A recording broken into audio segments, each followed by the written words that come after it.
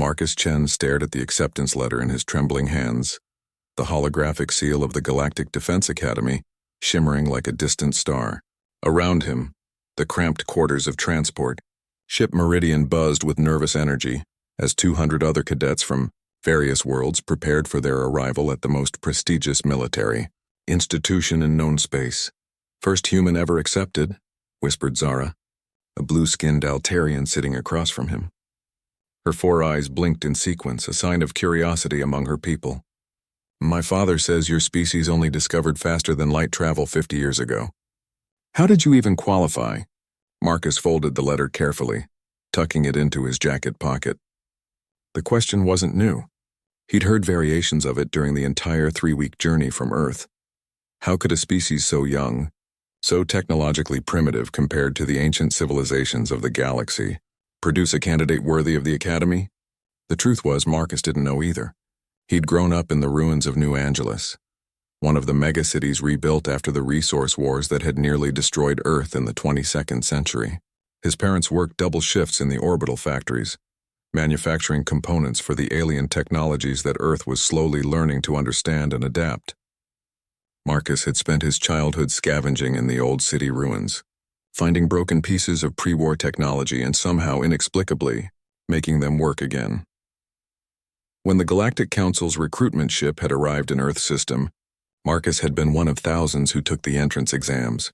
The tests were designed by beings whose civilization spanned millennia, whose understanding of physics, warfare, and strategy had been refined across countless conflicts. With threats that could shatter planets, Marcus had scored highest in the entire sector. "Attention all passengers," the ship's AI announced in the Universal Translator's flat tone. "We are approaching Academy Station Prometheus. Prepare for docking procedures." Through the viewport, Marcus caught his first glimpse of the Academy. It wasn't just a space station. It was a small moon that had been hollowed out and transformed into the galaxy's premier training facility. Weapon ranges circled its surface like metallic rings, while massive dreadnoughts hung in formation nearby, their hulls scarred from real battles against the things that lurked in the dark spaces between stars. The Academy had stood for over 3,000 years, training the defenders who kept civilization safe from threats most citizens never knew existed. The void hunters that could phase through solid matter, the hive minds that consumed entire star systems, the ancient machines that awakened from eons of slumber with appetites for destruction that defied comprehension. As the transport ship docked, Marcus gathered his few belongings. Unlike the other cadets with their family heirlooms and advanced equipment, everything Marcus owned fit in a single duffel bag. His most prized possession was a battered tablet containing every piece of human military history he could find, from Sun Tzu's Art of War to the tactical analyses of the resource wars. The docking bay was enormous, designed to accommodate beings of wildly different physiologies. Marcus saw cadets that towered 3 meters tall beside others no bigger than house cats but with craniums that pulsed with visible neural activity. Some breathed methane, others required high-gravity environments, and a few seemed to exist partially outside normal spacetime. "New arrivals. Form ranks by species designation," barked Drill Instructor Vactor, a reptilian saurian whose scales had been decorated with battle scars from a dozen campaigns. "You will be assigned to dormitories and training cohorts, based on your physiological requirements and academic standings." Marcus found himself standing alone as the other cadets organized themselves into neat formations. The Altarians clustered together, their psychic abilities allowing them to coordinate without spoken words. The silicon-based crystallites formed geometric patterns that somehow felt mathematically perfect. Even the chaotic void dancers arranged themselves in what appeared to be random positions, but was actually a complex pattern invisible to most organic eyes. "Where's the human supposed to go?" called out Thane, a massive Ursoid whose bear-like features and friendly demeanor hid the fact that his people were among the galaxy's most feared heavy assault specialists. Vactor's eyes, each capable of independent movement, swiveled to focus on Marcus. "The human stands alone because there is only one of his kind here. This has never happened before in Academy history." The drill instructor's voice carried a note of uncertainty that made several cadets shift nervously. "In 3,000 years of operation, every species that has attended the Academy has sent multiple representatives, The collective intelligence of Nexus Prime sends 50 students each cycle. The warrior clans of Fenris send 30. Even the reclusive Void Whisperers send at least a dozen. Vactor approached Marcus, his clawed feet clicking against the metal floor. But humanity sends one. Just one. The silence in the docking bay was deafening. Marcus could feel hundreds of alien eyes studying him, trying to understand what made him special enough to represent his entire species alone. This raises questions, Vactor continued, circling Marcus like a predator evaluating prey. Either humanity is so primitive they could only produce a single qualified candidate, or this one human is extraordinary beyond our understanding. The Saurian's forked tongue flicked out, tasting the air. We will discover which truth applies during your training. A new voice cut through the tension. All first-year cadets report to Assembly Hall Alpha for orientation briefing. You have 15 minutes. As the crowd began to move, Marcus felt a massive hand fall on his shoulder. Thane had broken formation to walk beside him. Don't let old Vactor get under your skin. The Ursoid rumbled quietly. He's trying to psych you out. It's what drill instructors do. Thane's black eyes were kind but alert. Though I'll admit I'm curious about you humans myself. My people have heard stories. What kind of stories? Marcus asked as they navigated the corridors filled with alien cadets. Thane was quiet for a moment. My grandfather fought in the border wars against the Nexus expansion. He was there when your people first made contact with our ships. Said he'd never seen anything like it. The Ursoid's expression grew thoughtful. A single human vessel, damaged and outgunned, faced down an entire Nexus battle group to protect a refugee convoy. Should have been slaughter. What happened? The humans won. Thane's voice held a note of amazement. Grandfather said they fought like something he'd never seen before. Not just brave, but creative. Unpredictable. Like they saw possibilities in the battle that no one else could imagine. As they approached the assembly hall, Marcus felt the weight of expectation settling on his shoulders. He was representing not just himself, but all of humanity. Every action he took would be seen as a reflection of his entire species. The massive doors to the assembly hall slid open, revealing an amphitheater that could hold thousands. At its center stood a figure that made every cadet immediately fall silent. Admiral Keth Vara of the Eternal Guard, hero of 100 battles, defender of 3 star systems, and the Academy's supreme commander. Her cybernetic implants gleamed against her pale blue skin, and her presence seemed to fill the entire space. Welcome to the Galactic Defense Academy. Her voice resonated without amplification. For the next 4 years, we will forge you into the guardians our civilization needs. Some of you will not survive the training. Others will discover they lack the strength to face what waits in the darkness. Her gaze swept across the assembled cadets and lingered on Marcus for a moment that felt like an eternity, but those who endure will stand as the galaxy's shield against the forces that would see all life extinguished. You are here because you represent the best your species can offer. Admiral Keth Vara's expression grew serious. Do not disappoint us. The universe is vast, dangerous, and unforgiving, but it is also worth defending. Marcus straightened his shoulders and felt something crystallize in his chest. Whatever challenges lay ahead, whatever tests the Academy would put him through, he would endure them. Not just for himself, but for the billions of humans back on Earth who had never asked to be represented by one young man from the ruins of New Angeles. The Academy would test him. The galaxy would judge him, but Marcus Chen was ready to show them all what humanity could accomplish. The first month at the Academy nearly broke Marcus Chen's spirit. Physical conditioning was designed for species that had evolved under different gravitational conditions, atmospheric compositions, and environmental pressures. While the Ursoids thrived in the high-gravity training chambers, Marcus struggled to move under forces that made his bones ache and his muscles scream. The Altarians excelled in the low-pressure environments that left him gasping for breath, while the Crystallites navigated the extreme temperature variations that would have killed most organic life forms. But it was the academic challenges that truly tested his limits. Mr. Chen, Professor Zixandra's multiple voice harmonics made the translator struggle to keep up. Perhaps you could explain to the class why your answer differs so dramatically from established tactical doctrine. The Void Whisperer instructor floated above the classroom, her semi-corporeal form shifting between dimensions in a way that made Marcus's eyes water. Around him, 200 alien cadets turned to stare, their expressions ranging from curiosity to barely concealed contempt. Marcus looked down at his tactical analysis of the Battle of Kepler Station, fought 800 years before Earth had even discovered radio. The Academy's war games were based on real battles, and cadets were expected to analyze them using the accumulated strategic wisdom of dozens of advanced civilizations. The established doctrine calls for a defensive holding action until reinforcements arrive, Marcus said, his voice steady despite the attention. But the defensive positions are flawed. A snort of derision came from Krazak, a Saurian whose family had produced military strategists for generations. Flawed? The Eternal Guard's finest tacticians planned those positions. Marcus stood, activating the holographic display that showed the battle's opening positions. The defensive positions assume the enemy will follow conventional assault patterns. But look at the asteroid field positioning. His fingers danced over the controls, highlighting specific areas. If I were commanding the attacking force, I wouldn't come in from the expected vector. Enlighten us.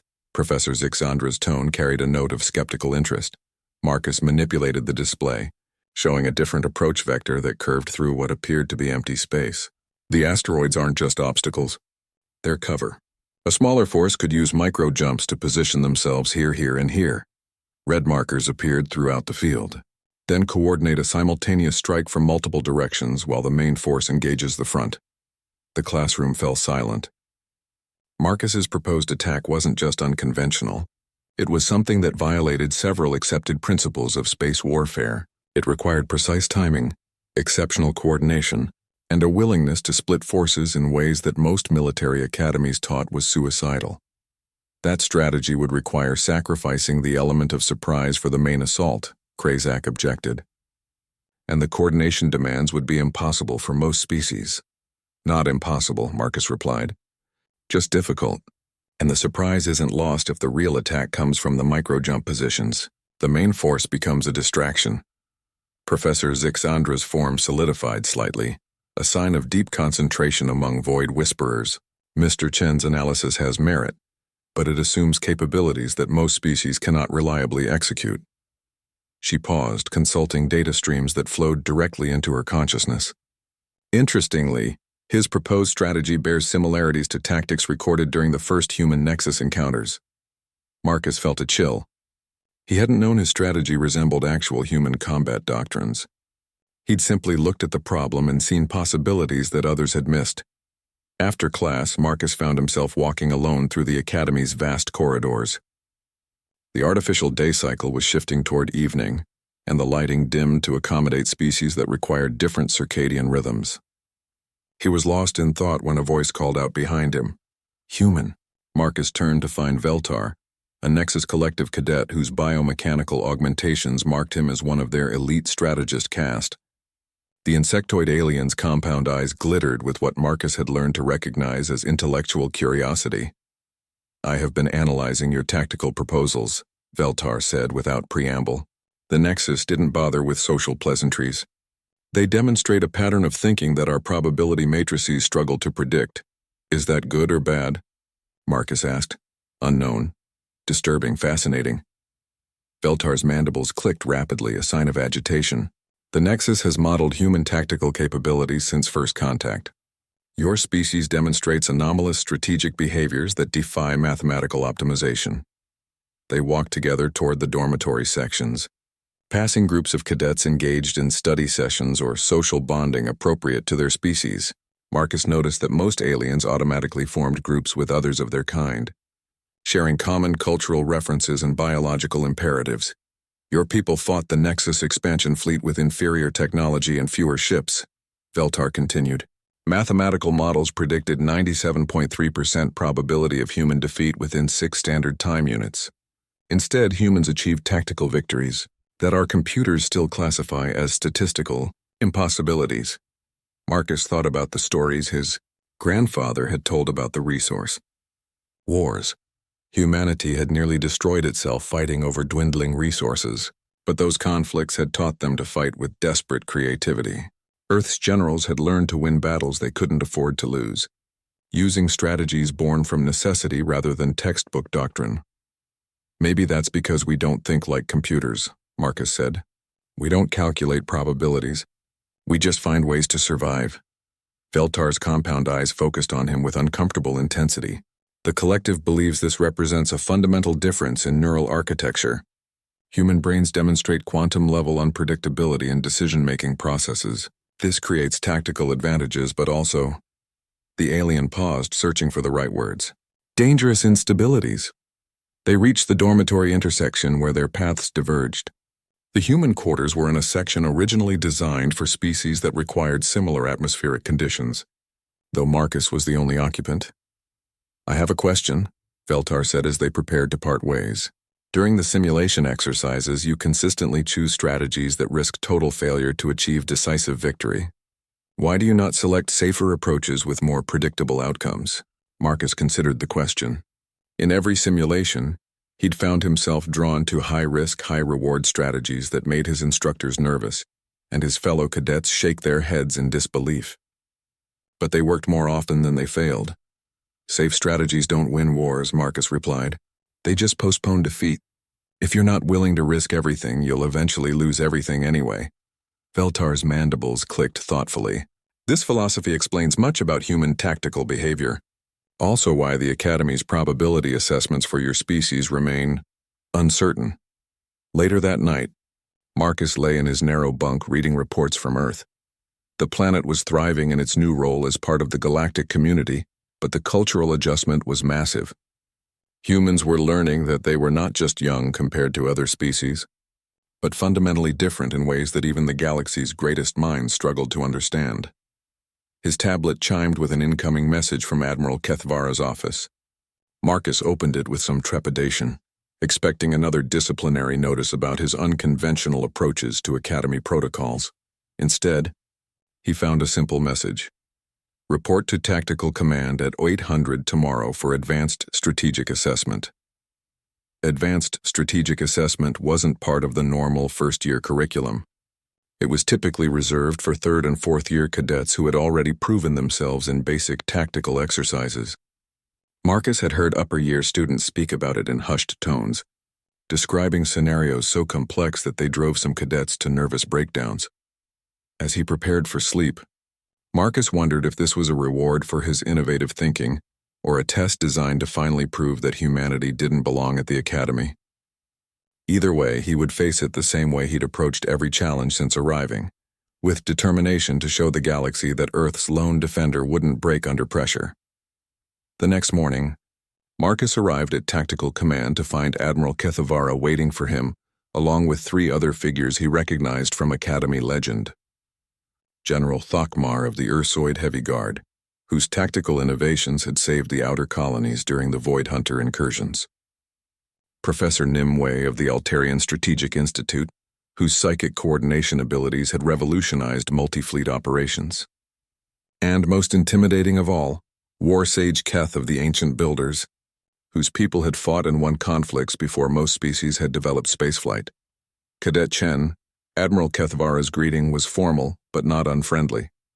Your instructors have expressed conflicting opinions about your progress. Some believe you demonstrate exceptional potential. Others worry that your approaches are too unpredictable to be reliable in actual combat situations.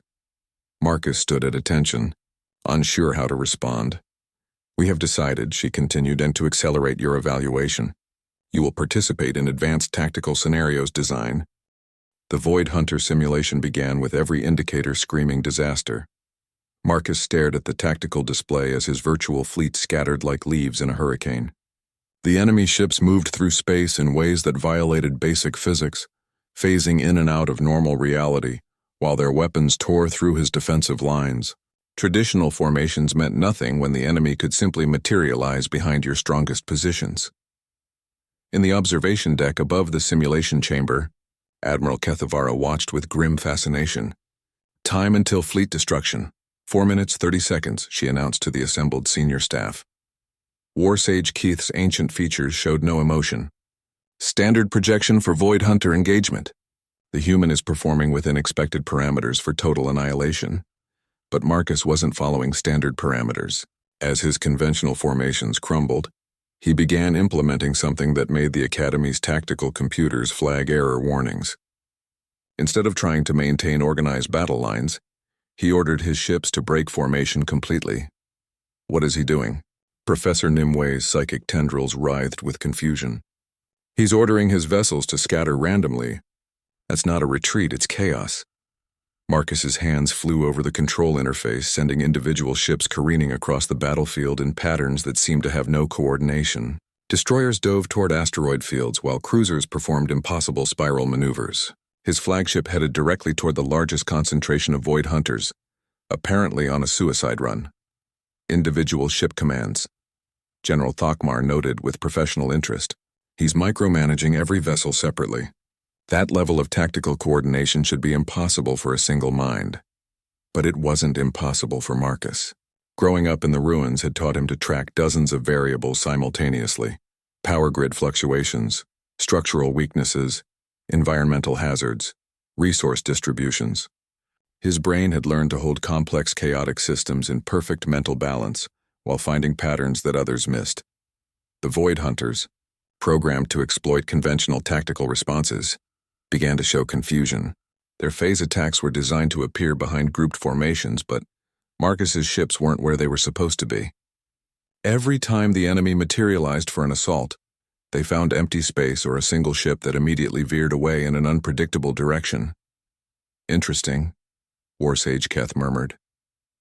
He's denying them concentrated targets. But this cannot last. Eventually they will adapt. Marcus knew that too. The scattered formation was buying him time, but it wasn't a victory condition. He needed something more. As his ships danced their chaotic ballet across the battlefield, Marcus studied the Void Hunters' movement patterns. They weren't truly random, they couldn't be.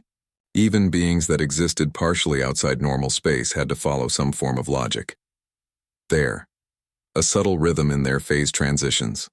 The Void Hunters were synchronized on a quantum level, their movements coordinated by some form of collective consciousness that operated across dimensional boundaries. It was elegant, efficient, and completely alien to human thinking. It was also predictable. Marcus began entering a new series of commands, his fingers moving so quickly that the interface struggled to keep up. Instead of random movements, his ship started following complex mathematical patterns that spiraled inward toward specific coordinates. To the observers, it looked like Marcus was deliberately flying his fleet into a trap. He's concentrating his forces, Admiral Kethavara said with concern. The Void Hunters will annihilate his entire fleet in seconds. But Marcus wasn't concentrating for attack. He was positioning his ships to create a massive interference pattern. Human technology wasn't advanced enough to disrupt the Void Hunters' phasing abilities directly, but it could create quantum resonance fields that would affect their synchronization. As his ships reached their designated positions, Marcus triggered every fusion reactor to overload simultaneously. The explosion should have destroyed his entire fleet. Instead, the coordinated detonations created a cascading quantum disturbance that rippled through multiple dimensions. For a critical few seconds, the Void Hunters found themselves locked into normal space-time, unable to phase away from the consequences of their positioning. Marcus had already prepared for that moment. 3 ships had held back from the main formation, their crews abandoned except for automated systems that Marcus had programmed during the chaos. Those vessels, loaded with every explosive device in his fleet's arsenal, came screaming in from 3 different vectors. The impact was devastating. Caught in normal space and unable to escape, the Void Hunters' ships were vulnerable to conventional weapons. Marcus's suicide attack tore through their formation, destroying over half their fleet in seconds. The simulation chamber fell silent as the tactical display updated. Victory conditions achieved. Void Hunter incursion terminated. Human casualties 85% of fleet. In the observation deck, 4 of the galaxy's greatest military minds struggled to process what they had witnessed. He destroyed his own fleet to win, General Thokmar said slowly. Deliberately sacrificed 85% of his forces for tactical advantage. The quantum interference pattern, Professor Nimwe's voice carried amazement and horror in equal measure. He used his ship's reactor overloads to create a dimensional disruption field. That should be impossible without specialized equipment that his fleet didn't carry. Warsage Keth was reviewing the tactical data with expression of someone trying to solve an equation that didn't balance. The mathematical precision required for this strategy. He calculated the quantum resonance frequencies in real time, while commanding individual ships across a three-dimensional battlefield. No organic mind should be capable of such complex parallel processing. Admiral Kethavara remained silent, studying Marcus through the observation window. The young human sat motionless in the command chair, staring at the tactical display showing his Pyrrhic victory. His hands shook slightly, the only sign of the strain he had endured. "Bring him up here," the Admiral finally said. Minutes later, Marcus stood before the assembled senior staff, his academy uniform wrinkled and sweat-stained. He looked exhausted but unbroken, his dark eyes holding an intensity that hadn't been there when he'd arrived at the academy. "Cadet Chen," Admiral Kethavara began, "your tactical solution was unprecedented. Explain your reasoning." Marcus took a deep breath before responding. The Void Hunters' strength comes from their ability to exist outside normal tactical parameters. Conventional strategies fail because they assume the enemy will follow physical laws that the Void Hunters can ignore. So you decided to force them to follow those laws, War Sage Keth observed. "Yes, sir. The quantum interference was temporary, but it created a window where normal weapons could affect them. The cost was high, but the alternative was total defeat." General Thakmar leaned forward. "You sacrificed most of your fleet without hesitation. In real combat, those would have been living beings under your command. Does that concern you?" Marcus met the general's gaze steadily. "In real combat, if I hadn't made that choice, all of them would have died anyway, along with everyone in the system they were defending. Sometimes the choice isn't between sacrifice and safety. Sometimes it's between acceptable losses and total annihilation." Professor Nimwe's psychic emanations flickered with troubled thoughts. "Your tactical approach demonstrates a fundamental difference in how humans process strategic decisions.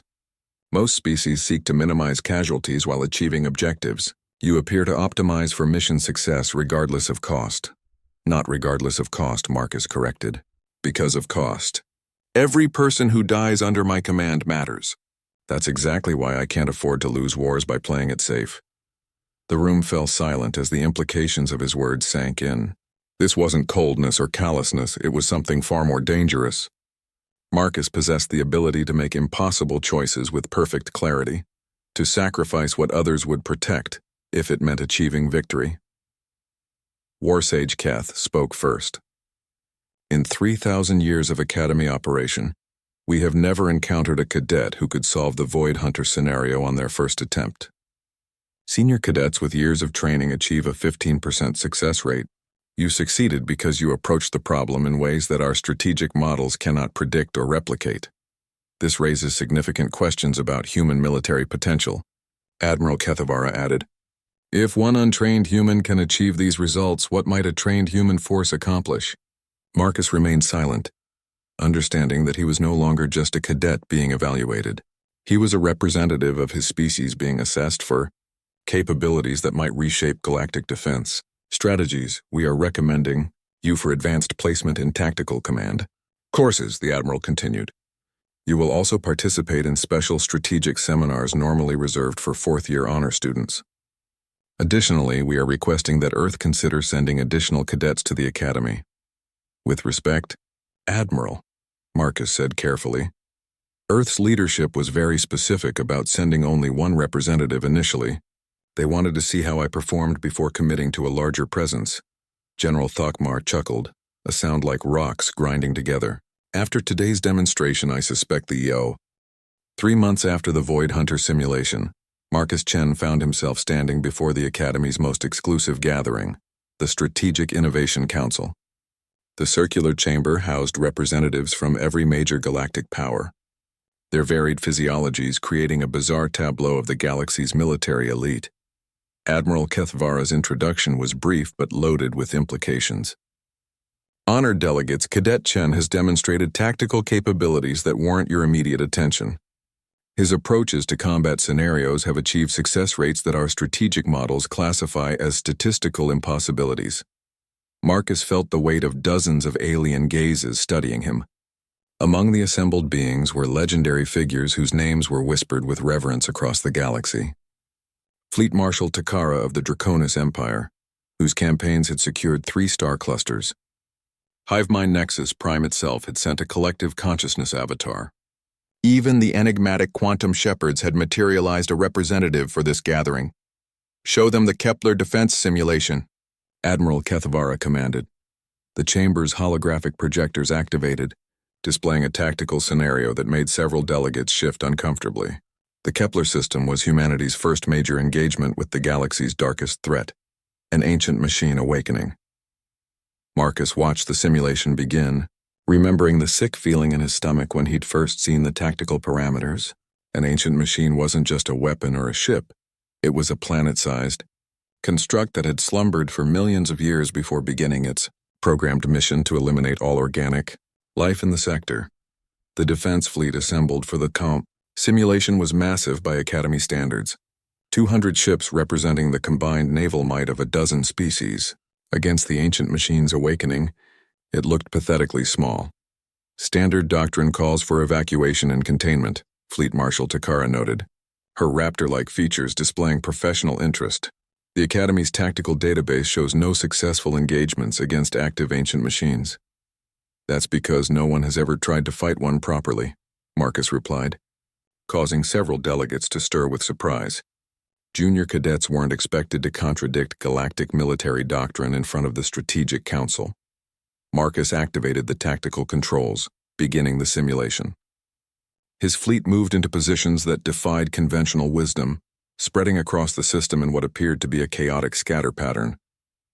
But as the ancient machine began to activate, its planet-sized form bristling with weapons that could shatter moons, the logic of Marcus's positioning became clear.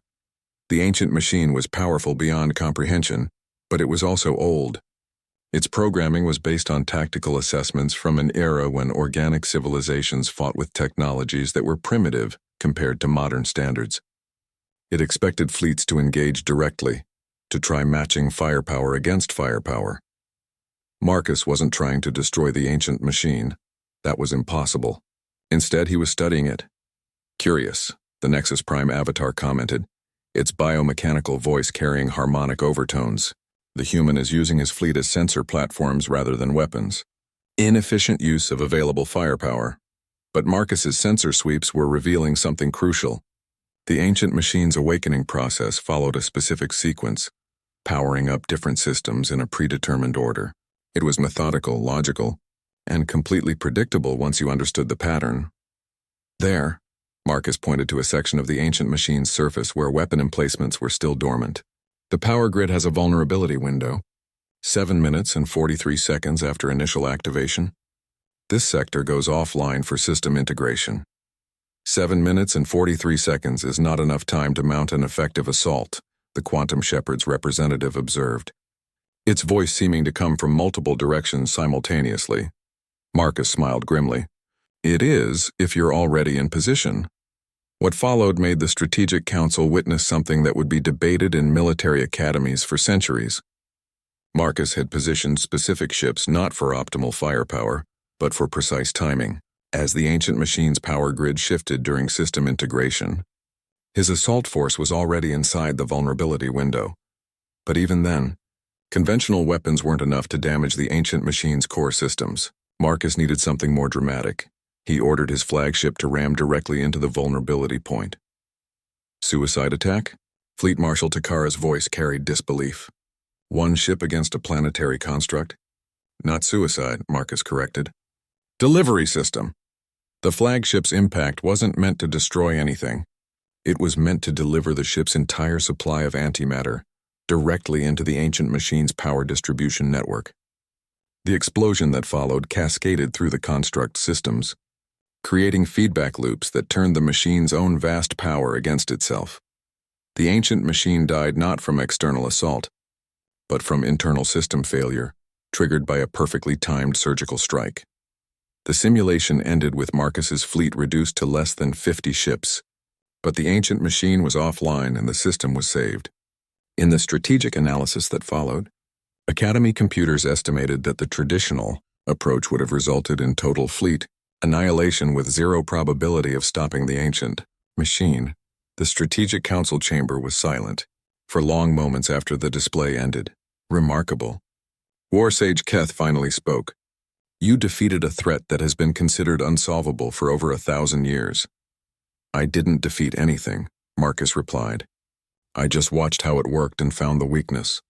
Everything has a weakness if you look hard enough. The hive mind Nexus Prime avatar leaned forward, its compound eyes glittering. This represents a fundamental divergence in tactical thinking. Human strategic approaches do not follow established optimization patterns. They demonstrate chaotic innovation that our predictive models cannot replicate. Fleet Marshal Takara was studying Marcus with predatory interest. Your species has been part of galactic civilization for less than 60 years. How do you possess strategic insights that eluded species with millennia of military experience? Marcus considered the question carefully.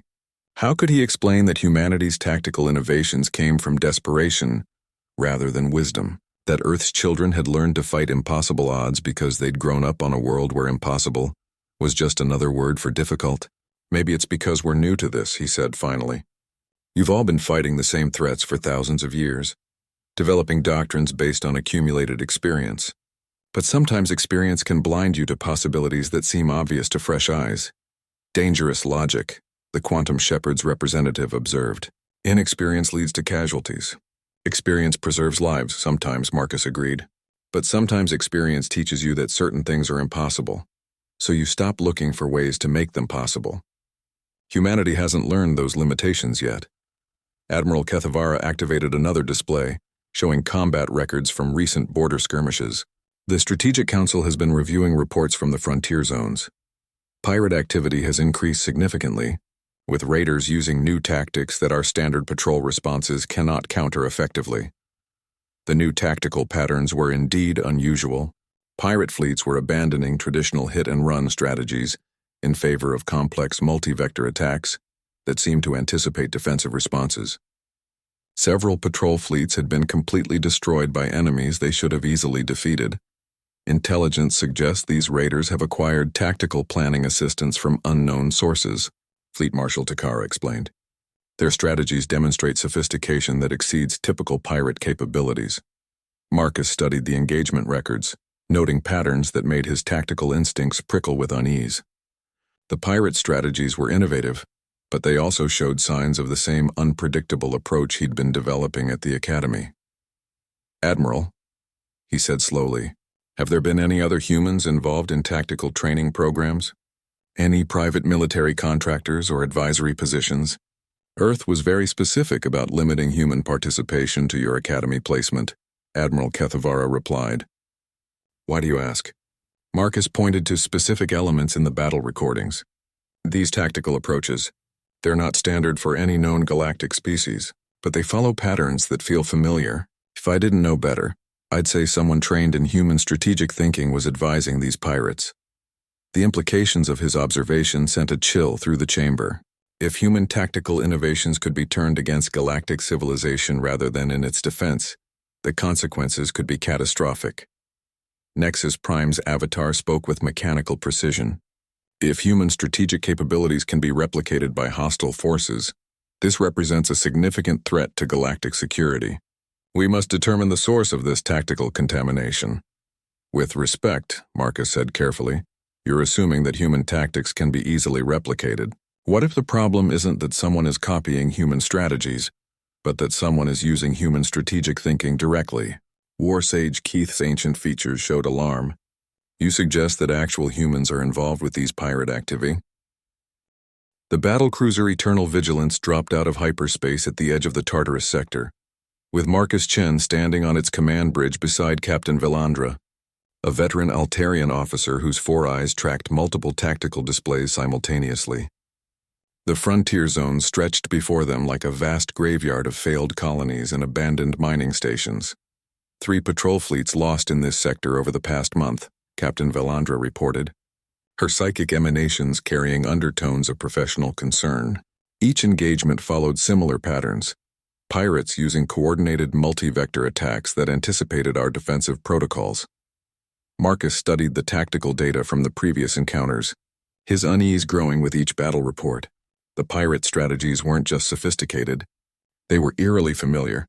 Someone was using human tactical thinking, but with a ruthlessness that made his victories at the Academy look restrained by comparison. Contact on long-range sensors. announced Lieutenant Takesh from the sensor station. Unknown vessels approaching from Vector 77 Mark IV. Configuration matches previous raider encounters. The main display activated, showing 5 ships in a loose formation that seemed random until Marcus recognized the underlying pattern. They were positioning themselves for a complex attack sequence that would hit the Eternal Vigilance from multiple directions while denying her weapons clear fields of fire. Standard defensive formation, Captain Valandra ordered, her crew responding with practiced efficiency. Captain, wait, Marcus interrupted. That's exactly what they want you to do. Look at their positioning. They're baiting us into a specific response pattern. Captain Valandra's primary eyes focused on him while her secondary pair continued monitoring the tactical display. Explain. Marcus highlighted specific elements of the pirate formation. They're not coming in for a direct attack. They're herding us toward those asteroid clusters, while positioning for a coordinated strike from concealed positions. It's a trap designed specifically to counter standard galactic defense protocols. Then what do you recommend? Marcus felt a familiar sensation settling over him. The cold clarity that came when facing an opponent who thought they understood his moves. But whoever was commanding those pirate vessels had made a crucial mistake. They were using human tactical innovations against galactic military doctrine, but they were doing it by the book. Human tactics weren't supposed to follow any book. Give me tactical control, Marcus requested, and trust me to do something that won't make sense until it's over. Captain Valandra hesitated for only a moment before transferring command authority. All stations, respond to Cadet Chen's orders. Marcus's hands moved across the tactical interface, inputting commands that made the crew exchange uncertain glances. Instead of adopting defensive positions, he ordered the Eternal Vigilance to accelerate directly toward the largest concentration of pirate ships. Sir, Lieutenant Takesh called out with alarm. We're heading straight into their formation. They'll surround us. That's the idea, Marcus replied, his attention focused on multiple data streams. The pirate ships were reacting exactly as he'd expected, adjusting their positions to take advantage of what appeared to be a catastrophic tactical blunder. But Marcus wasn't just charging blindly forward. He was using the Eternal Vigilance's approach to mask a series of micro-jumps by the ship's fighter complement. While the pirates focused on the apparently suicidal battlecruiser, 30 fighters were positioning themselves in the asteroid field, using jump coordinates that Marcus calculated in real time. Incoming fire from multiple vectors, the weapons officer reported as the pirate ships opened up with everything they had. The Eternal Vigilance shuddered under the coordinated barrage, but Marcus had timed the attack perfectly. Just as the pirate formation reached optimal firing positions, he triggered the hidden fighter assault. 30 fighters emerged from the asteroid field simultaneously, striking the pirate ships from angles they hadn't even considered. The carefully planned pirate formation dissolved into chaos as vessels found themselves under attack from directions that their tactical computers insisted were empty space. But Marcus wasn't finished. As the pirate ships scrambled to respond to the fighter assault, he ordered the Eternal Vigilance to execute a maneuver that violated several basic principles of capital ship operations. The massive battlecruiser spun on its axis while maintaining forward momentum, bringing its full weapon array to bear on targets that should have been outside its firing arc. The combined assault lasted less than 3 minutes. When the weapons fire ceased, 4 of the 5 pirate vessels were either destroyed or crippled. The 5th was attempting to flee, but Marcus had anticipated that too. Tractor beam lock, he ordered. Reel them in. The captured pirate vessel was a converted merchant freighter, its hull scarred by improvised weapon mounts and armor plating. As the Eternal Vigilance's security teams prepared to board, Marcus found himself staring at the enemy ship with growing certainty that his suspicions were about to be confirmed. The boarding action met no resistance. The pirate crew had abandoned ship and escape pods during the final moments of the battle, leaving behind only automated systems and a single figure in the command center, who had chosen to wait for capture rather than flee. When the security team escorted the prisoner to the Eternal Vigilance's interrogation chamber, Marcus felt his worst fears confirmed. The captured pirate commander was human. Sarah Chen, no relation despite the shared surname, had been part of Earth's first unofficial expedition beyond the Sol system. While Marcus had been selected for the Academy through formal channels, Sarah and others like her had found their way to the galaxy through black market transportation and forged documents. They'd arrived at the edge of civilized space with nothing but human ingenuity and a willingness to use their unique tactical abilities for personal gain. Interesting strategy out there, Sarah said as Marcus entered the interrogation chamber. She was perhaps 30 years old, with the kind of weathered features that came from years of living on the galaxy's margins. I see Earth's golden boy learned a few things at his fancy academy. Earth doesn't know you exist, Marcus replied, taking the seat across from her. You're operating without government sanction. Sarah laughed bitterly. Earth's government barely knows what's happening in their own solar system.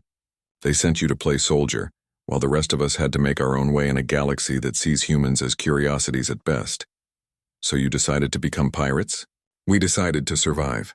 Do you know what it's like for humans in the frontier zones? We're too primitive for most species to take seriously, but too unpredictable for them to ignore. The only way to earn respect out here is to prove you can't be pushed around. Marcus studied her carefully, recognizing elements of his own tactical thinking in the strategies she'd employed. But where his innovations were designed to protect and defend, hers were focused purely on predation and profit.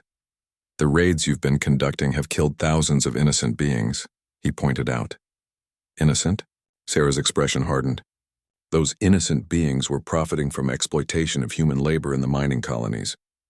Did your academy classes mention that most frontier zone operations use human workers because we're expendable? No hazard pay, no safety regulations, no legal protections. The conversation was interrupted by an urgent alert from the bridge. Captain Valandra's voice echoed through the ship's communication system. All hands to battle stations. We have multiple contacts emerging from hyperspace. Unknown vessel configurations approaching at attack speed.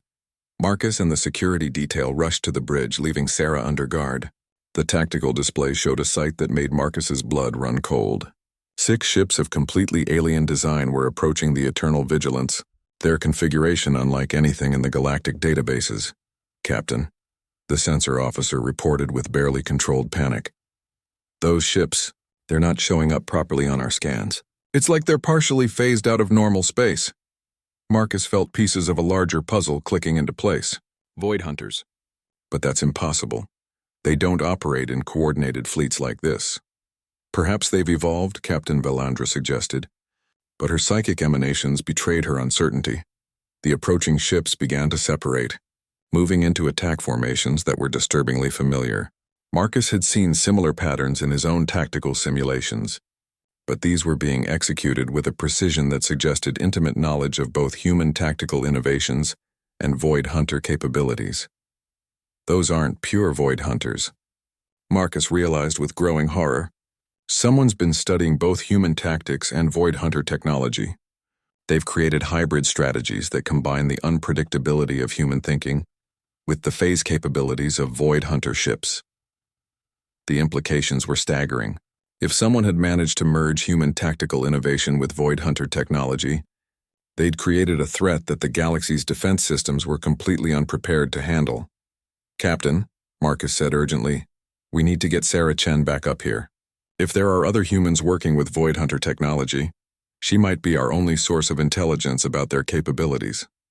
As the unknown ships closed to weapons range, Marcus found him. The Eternal Vigilance shuddered as another volley of phase weapons tore through its shields like they weren't there. The hybrid ships attacking them moved with a combination of void hunter unpredictability and human tactical coordination that made conventional defensive measures useless. Shields down to 60%. Lieutenant Takesh reported, his voice tight with strain. Those phase weapons are bypassing our primary defensive grid entirely. Marcus stood at the tactical console, his mind racing through possibilities as he watched the enemy ships execute maneuvers that should have been impossible. They were phasing in and out of normal space while maintaining perfect formation cohesion, something that pure void hunters could never accomplish due to their chaotic nature. Bring Sarah Chen to the bridge, Marcus ordered. Now. Captain Valandra's 4 eyes fixed on him with surprise. You want a pirate on my bridge during combat? I need someone who understands how humans think when they've abandoned all rules, Marcus replied grimly. These aren't just void hunters anymore. Someone taught them human coordination tactics. Sarah arrived under guard moments later, her expression shifting from defiance to amazement as she saw the tactical display. Holy hell. Is that what I think it is? Hybrid ships using Void Hunter phase technology with human tactical coordination, Marcus confirmed. Do you know anything about this? Sarah's face went pale. We heard rumors in the frontier zones. Stories about humans who'd gone deeper into the dark zones than anyone thought possible. But we figured they were just ghost stories. Apparently not, Marcus muttered as another phase assault rocked the ship. What kind of humans would ally with Void Hunters? The desperate kind, Sarah replied, studying the enemy formation with professional interest. Think about it. Humans arrive in galactic civilization with no resources, no status, no protection. Most species see us as primitives. Some humans might decide that if the galaxy won't accept them as equals, they'll force acceptance through fear. The enemy ships were closing to point-blank range, their phase weapons charging for what looked like a final assault. Marcus realized that conventional tactics were not just ineffective, they were counterproductive. Every defensive maneuver the Eternal Vigilance attempted was being anticipated and countered by opponents who understood both human strategic thinking and alien technology. Captain, I need you to do something that's going to sound insane, Marcus said, his hands flying over the tactical controls. I need you to trust me completely and follow my orders without question, even if they seem to contradict everything you've learned about space combat. Captain Velandra's psychic emanations carried notes of desperate trust. At this point, conventional wisdom is getting us killed anyway. What do you need? Marcus began entering a series of commands that made the bridge crew exchange alarmed glances. Shut down all shields, drop our weapons to standby, and broadcast a general distress signal. Make it look like we're surrendering. That's suicide, the weapons officer protested. Those ships will tear us apart. Not if they want to capture rather than destroy, Marcus replied. Sarah, if you were commanding those ships, what would you do if we appeared to surrender? Sarah studied the tactical situation with the eye of someone who'd spent years surviving by outthinking opponents. Phase in close for boarding operations. Use the hybrid ship's advantage to position alongside where they can't be targeted effectively. Exactly. Marcus turned to Captain Velandra. As soon as they phase in for boarding, I need maximum power to engines and every weapon we have focused on a single point in space. What point? The captain asked. Trust me. You'll know when. The enemy ships reacted exactly as Marcus had predicted. Seeing the Eternal Vigilance apparently helpless, they phased into normal space at close range, positioning themselves for boarding operations. It was a tactically sound approach that should have guaranteed their victory. But Marcus had been counting on human arrogance. The moment all 6 enemy ships materialized in normal space, Marcus triggered a maneuver that violated basic physics. The Eternal Vigilance fired its engines at maximum burn, while simultaneously rotating its entire structure around its center of mass. The massive battlecruiser became a spinning weapon, its hull and protruding weapon arrays creating a deadly obstacle course for anything within close range. 2 of the enemy ships, caught by surprise at the unexpected maneuver, collided with the spinning battlecruiser's superstructure. The impacts crippled both vessels and sent them spinning away from the formation. But that was only the beginning of Marcus's strategy. As the Eternal Vigilance continued its violent rotation, Marcus fired every weapon simultaneously at coordinates that appeared to be empty space. The concentrated barrage created a massive explosion that seemed to serve no purpose except to waste ammunition. What are you shooting at? Sarah demanded, gripping her restraints as the ship's artificial gravity struggled to compensate for the spinning motion. The phase transition points, Marcus replied through gritted teeth, fighting his own disorientation. Void Hunter technology leaves quantum disturbances when ships phase in and out of normal space. I'm destabilizing those disturbances. The result was spectacular and terrifying. The quantum disturbances Marcus had targeted began to collapse, creating dimensional rifts that pulled at nearby matter with gravitational forces that fluctuated wildly. The remaining enemy ships found themselves caught in a web of unstable spacetime that made accurate maneuvering impossible. One ship attempted to phase away from the chaos and vanished into a dimensional rift that collapsed behind it. Whether it survived the transition was impossible to determine. The surviving 3 ships tried to retreat to safe distance, but Marcus had anticipated that move too. While the Eternal Vigilance spun like a deadly top, Its fighter complement had been positioning themselves using the battle's chaos as cover. As the enemy ships tried to withdraw, they found themselves under assault from fighters attacking from seemingly impossible angles. The battle lasted another 20 minutes before the last enemy ship managed to phase away into hyperspace. Heavily damaged and leaking atmosphere, Marcus finally ordered the Eternal Vigilance to stabilize its rotation, leaving a bridge crew that looked distinctly green around their various alien gills. "Status report?" Captain Valandra managed, her psychic emanations carrying notes of nausea and amazement in equal measure. 2 enemy vessels destroyed, 1 missing and presumed lost in dimensional collapse. 3 others heavily damaged and retreated, Lieutenant Takesh reported. "Our casualties are minimal, though several crew members are requesting immediate medical attention for motion sickness." Marcus slumped in his chair, the adrenaline of combat fading to leave him exhausted but grimly satisfied. He'd proven that human tactical innovation could counter human tactical innovation, but the victory felt hollow. "Those ships," he said to Sarah, who was looking at him with new respect. "How many humans do you think are involved in whatever organization built them?" Sarah was quiet for a long moment, considering the implications. Could be dozens, could be hundreds. Humans have been reaching the galaxy for years through unofficial channels. Most of us just wanted to find new opportunities, but some... She shook her head. Some probably saw opportunities to use our abilities in ways that the Academy wouldn't approve of. Captain Valandra activated the ship's communication system. "Priority message to Academy Command and the Strategic Council. We have confirmed human involvement in hostile activities using advanced hybrid technology. Request immediate strategic consultation and additional human tactical expertise." Marcus realized that his role was evolving again. He was no longer just Earth's representative to galactic civilization. He was becoming the galaxy's primary defense against humans who had chosen to use their abilities as weapons against the civilization they should have been protecting. "There's something else you need to know," Sarah said quietly. "The rumors we heard about humans in the deep zones, they weren't just working with void hunters. Some stories said they were working with ancient machine remnants trying to reactivate the old planetary defense systems." The implications hit Marcus like a physical blow. Ancient machines were bad enough when they operated according to their original programming. But ancient machines modified with human tactical thinking and operated by humans who felt betrayed by galactic civilization could represent a threat that dwarfed anything the galaxy had ever faced. "How long do you think we have before they make their next move?" Captain Valandra asked. Marcus studied the tactical data from the battle, noting patterns in the enemy's approach that suggested careful planning and extensive preparation. "Not long. That attack was a probe, testing our defenses and our response capabilities. They learned what they needed to know." And what did they learn?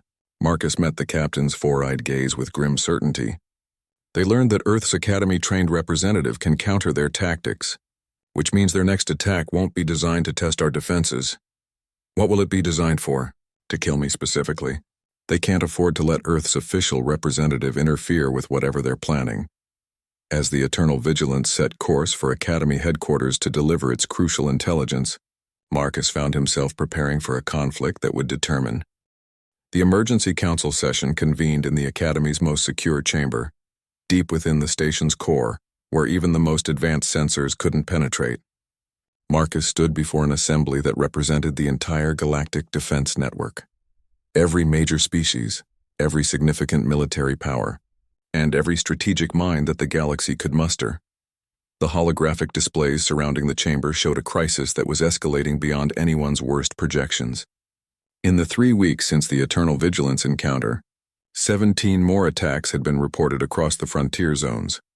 Each assault demonstrated the same terrifying combination of void hunter technology and human tactical coordination.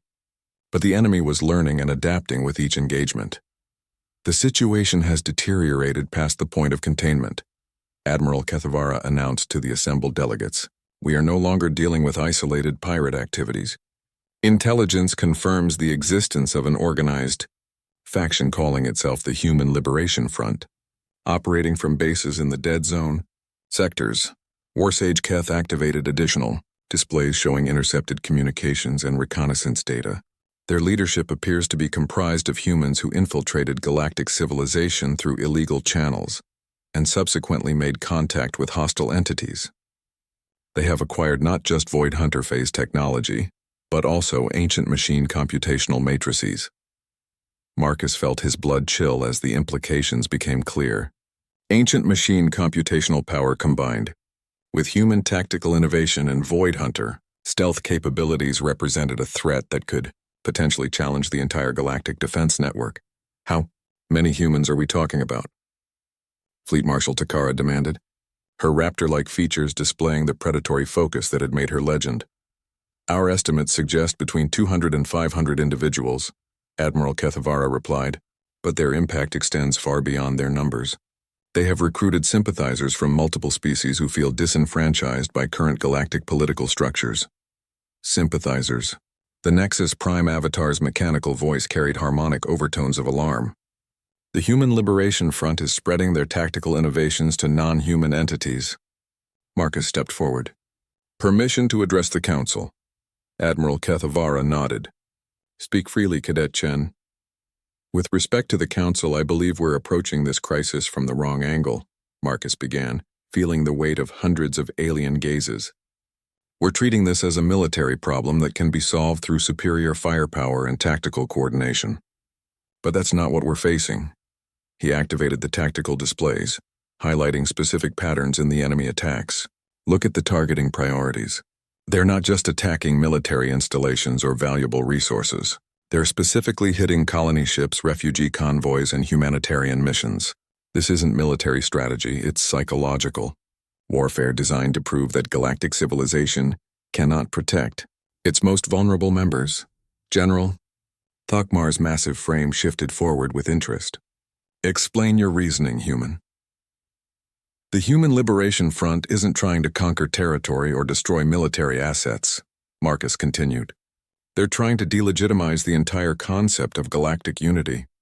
Every successful attack against civilian targets proves their narrative that the galaxy treats humans and other lesser species as expendable. And how does this change our tactical approach? Warsage Keth inquired, his ancient features showing thoughtful consideration. Marcus took a deep breath before presenting an idea that he knew would be controversial. We stop treating them as enemies to be destroyed and start treating them as citizens to be reclaimed. Every human fighting with the Liberation Front is someone who felt that galactic civilization had nothing to offer them. They chose alliance with hostile entities because they believed they had no other choice. The chamber erupted in debate as the implications of Marcus's proposal became clear. Several delegates argued for immediate military action to eliminate the human rogue factors before they could do more damage. Others expressed concern about the precedent of negotiating with forces that had allied themselves with galaxy-threatening entities like Void Hunters and ancient machines. Fleet Marshal, Takara's voice cut through the debate. Are you suggesting we attempt diplomatic contact with beings who have murdered thousands of innocent civilians? I'm suggesting we understand why they made the choices they did, Marcus replied. Sarah Chen told me something during our encounter that's been bothering me ever since. She said that humans in the frontier zones are being exploited as expendable labor with no legal protections. If that's true, then the Liberation Front's grievances may be more legitimate than we want to admit. Admiral Kethavara activated new displays showing economic data from frontier zone operations. Analysis of mining and industrial facilities does show disproportionate human casualty rates compared to other species. Legal protections for human workers are minimal in most sectors, so they have legitimate grievances, the Nexus Prime Avatar observed. This does not excuse alliance with entities that threaten galactic survival. No, it doesn't, Marcus agreed. But it explains why desperate humans might choose any alliance that offered them power and respect, even if that alliance was fundamentally destructive. The Quantum Shepherd's representative spoke from multiple dimensional phases simultaneously. What solution do you propose, young human? The Liberation Front has acquired capabilities that make them extremely dangerous. They cannot simply be ignored. Marcus had been considering this question since the encounter with the hybrid ships. I propose a three-pronged approach. First, we address the underlying conditions that drove humans to join the Liberation Front by establishing proper legal protections and economic opportunities for human settlers. Second, We offer amnesty and reintegration opportunities for any Liberation Front members willing to abandon their alliance with hostile entities. Third, for those who refuse peaceful resolution, we demonstrate that human tactical innovation in service of galactic civilization is superior to human tactical innovation in service of destructive forces. The third element sounds suspiciously like the military action you just argued against. War Sage Keth noted with what might have been amusement. Not military action as traditionally understood, Marcus clarified. Direct personal challenge. I request permission to make contact with the Liberation Front leadership and offer them single combat resolution. My tactical abilities against theirs, with the losing side agreeing to accept the victor's conditions. The chamber fell silent as the delegates processed this unprecedented proposal. Single combat resolution was an ancient tradition honored by several galactic species, but it had never been applied to conflicts of this scale or complexity. You would stake the resolution of this crisis on personal combat? Fleet Marshal Takara's voice carried disbelief. That is either remarkably brave or remarkably foolish. It's practical, Marcus replied. The Liberation Front's entire identity is built around the idea that humans are undervalued and disrespected by galactic civilization. If they defeat Earth's Academy-trained representative in direct tactical combat, it validates their narrative and potentially recruits more supporters to their cause. But if I defeat their best tactical minds, it proves that human potential is better served through cooperation with galactic civilization than through opposition to it. Admiral Kethvara studied Marcus with the expression of someone trying to solve a complex equation. And if you lose this single combat, what prevents the Liberation Front from continuing their attacks? Honor, Marcus said simply. If they agree to single combat resolution, they're bound by the same code that governs similar challenges throughout galactic history. Violation of that code would undermine their credibility with the non-human sympathizers they've been recruiting. The debate that followed lasted for hours, with delegates arguing about precedent practicality and the wisdom of placing so much responsibility on a single individual. But eventually the council reached consensus. The situation was deteriorating too rapidly for conventional responses, and Marcus's proposal offered the best chance of resolving the crisis without massive civilian casualties. Very well, Admiral Kethvara announced. We authorize you to make contact with the Human Liberation Front and propose single combat resolution. But you will not face this challenge alone. The Academy will provide you with the finest tactical support available, and the entire Galactic Defense Network will be positioned to respond if the Liberation Front violates the terms of engagement. As the Emergency Council session concluded, Marcus found himself facing the most important challenge of his life. In the coming weeks, he would need to locate the Liberation Front leadership, convince them to accept his challenge, and then prove in direct tactical combat that humanity's future lay with galactic civilization rather than against it. But as he prepared to leave the Academy for what might be the final time, Marcus carried with him something more valuable than tactical training or strategic knowledge. He carried the understanding that humanity's greatest strength wasn't their ability to fight impossible odds, but their capacity to inspire others to fight alongside them for something greater than individual